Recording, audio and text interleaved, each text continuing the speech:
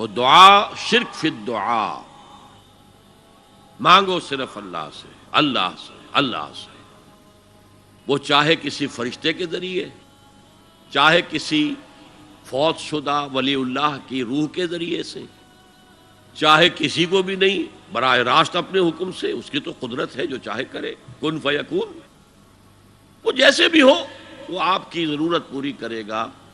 وہی ہے جو کہ مشکلات کو حل کرنے والا ہے، وہی ہے کہ رزق دینے والا ہے، وہی ہے جو مرض سے شفا دینے والا ہے۔ پکارو اسی کو، مانگو اسی سے۔ اب آئیے، کچھ مراسم عبودیت ہوتے ہیں، مراسم، رسم کہتے ہیں کسی چیز کی ظاہری شکل کو۔ رہ گئی رسم ازاں روح بلالی نہ رہی، فلسفہ رہ گیا تلقین غزالی نہ رہی۔ یہ قرآن کا بھی ہم اسے رسم الخط کہتے ہیں، رسم الخط، اور یہ حضرت عثمان کے زمانے میں فائنل ہوا ہے کہ یہ اس طریقے سے لکھا جائے۔ تو عبدیت کے اظہار کے لیے کچھ رسومات ہیں، جس میں سے ایک پر گفتگو ہو چکی، قنوت، والقانتین والقانتات۔ یہ جو ہے اللہ کے حضور میں چاہے ہاتھ باندھے چاہے ہاتھ کھلے ہو، لیکن ذرا جھک کر گردن میں خم کر کے کھڑے ہونا، یہ نماز کے اندر جو قنوت ہے، یہ قنوت ہے، یہ بھی اپنی عاجزی کا اظہار ہے، عجز اور تذلل۔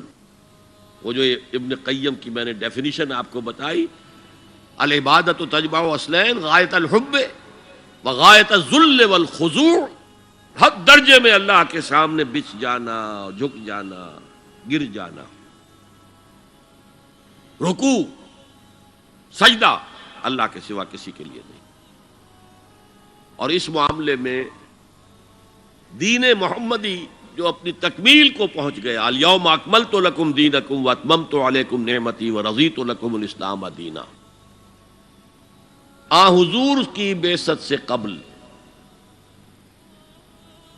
سجدہ تعظیمی جائز تھا،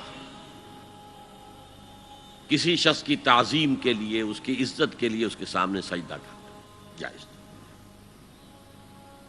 حضرت یوسف کے سامنے ان کے والدین اور 11 بھائی سجدے میں گر گئے۔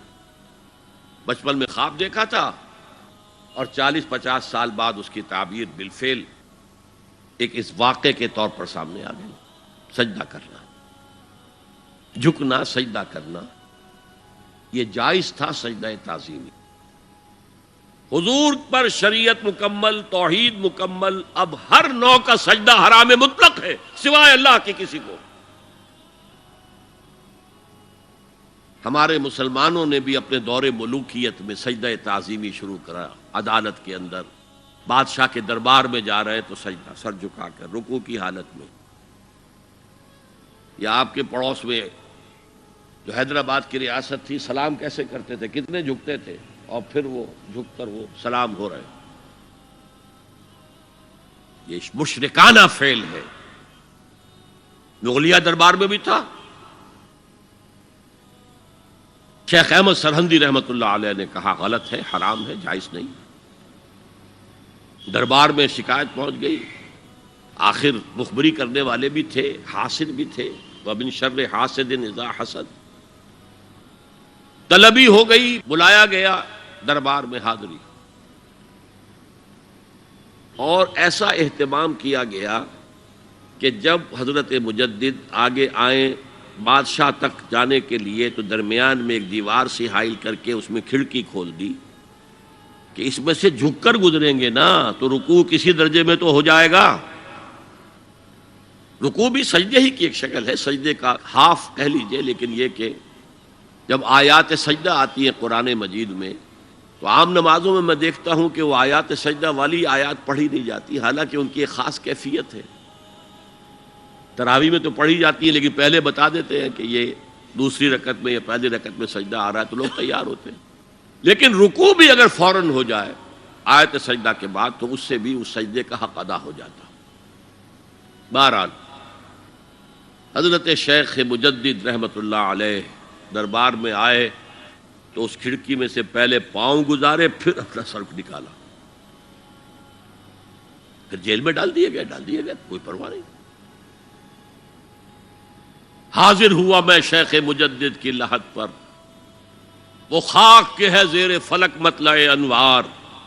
گردن نہ جھکی جس کی جہانگیر کے آگے، جس کے نفس گرم سے ہے گرمی احرار. وہ ہند میں سرمایہ ملت کا نگہباں، اللہ نے بر وقت کیا جس کو خبردار. دین الہی، دین محمدی کے خاتمے کا اعلان تھا. اب بڑے بڑے مولویوں نے یہ اکبر کو سبق پڑھایا تھا.